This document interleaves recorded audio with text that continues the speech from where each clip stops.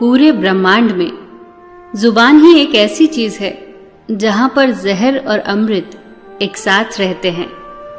सबसे अधिक घाव यदि कोई पहुंचा सकता है तो वो है हमारे शब्द, हमारे वचन।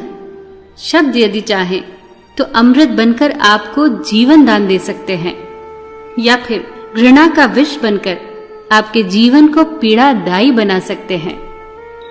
एक बार एक आदमी का अपने पड़ोसी से झगड़ा हो गया। उसे इतना क्रोध आया कि उसने अपने पड़ोसी को बहुत अपशब्द कहे। जब क्रोध शांत हुआ तो उसे बहुत पछतावा हुआ। वो अपने गुरु के पास गया और उनसे विनती की कि ऐसा कुछ करिए कि सब पहले जैसा हो जाए। इस पर गुरु ने कहा, खूब सारे पंख इकट्ठा करके बीच चौराहे पर रखकर फिर यहाँ आओ। आदमी ने ऐसा ही किया और वो फिर गुरु के पास पहुंचा। अब उसके गुरु ने कहा कि जाओ और सारे पंख इकट्ठा करके अब उन्हें मेरे पास लाओ। इस पर उस आदमी ने पूछा, ये कैसे संभव है? अब तक तो वहां एक पंख भी न होगा। गुरु ने मुस्कुरा कर कहा, बस यही तो होता है शब्दों के साथ भी। शब्दों का चुनाव जहां भी थोड़ा सा भी गलत हुआ फिर कुछ भी पहले जैसा नहीं रहता। शब्द संभारे बोलिए, शब्द के हाथ न पाओ। एक शब्द औषधि करे, एक शब्द करे घाव। किसी की अच्छाई का इतना भी फायदा मत उठाओ कि वो बुरा बनने के लिए मजबूर हो जाए। बुरा हमेशा वही बनता है जो अच्छा बनकर टूट चुका होता है। पसंद करना और प्यार करना दोनों अलग अलग चीजें हैं। जिन्हें फूल पसंद होता है वो उन्हें तोड़कर अपने पास रख लेते हैं, पर जिन्हें फूलों से प्यार होता है वो उसे तोड़ते नहीं हैं बल्कि उसकी देखभाल करते हैं। मूल्यवान वो नहीं जो ग्रहण किया जाता है, बल्कि मूल्यवान तो वो है जो पचाया जाता है। क्योंकि भोजन यदि ना पचे तो रोग बढ़ता है, बात न पचे तो चुगली बढ़ती है, प्रशंसा यदि ना पचे तो अहंकार बढ़ता है, और राज न पचे तो खतरा बढ़ता है।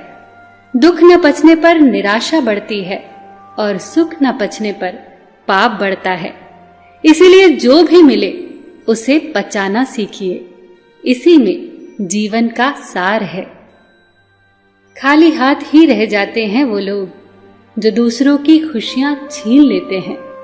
जीवन में जो भी करो पूर्ण समर्पण के साथ करो। प्रेम करो तो मीरा जैसा, प्रतीक्षा करो तो शबरी जैसी, भक्ति करो तो हनुमान जैसी, और शिष्य बनो तो अर्जुन जैसा। फकीरों की सोहबत में बैठा कीजिए, बादशाही का अंदाज खुद ब खुद आ जाएगा। प्रभु कहते हैं, तुम किसी का कुछ न बिगाड़ो, मैं तुम्हारा कुछ न बिगड़ने दूंगा। घड़ी को सिर्फ देखो मत, बल्कि वो करो जो घड़ी करती है। बस चलते रहो। अगर रास्ता खूबसूरत हो तो पता करो कि किस मंजिल को जाता है, लेकिन अगर मंजिल खूबसूरत हो तो रास्ते की परवाह कभी मत करो। वर्तमान से सुख लेने का प्रयास करो। भविष्य तो कपटी होता है जो केवल आश्वासन देता है, गारंटी नहीं। छोटी छोटी खुशियां ही तो जीने का सहारा बनती हैं। इच्छाओं का क्या है, वो तो पल पल बदलती हैं।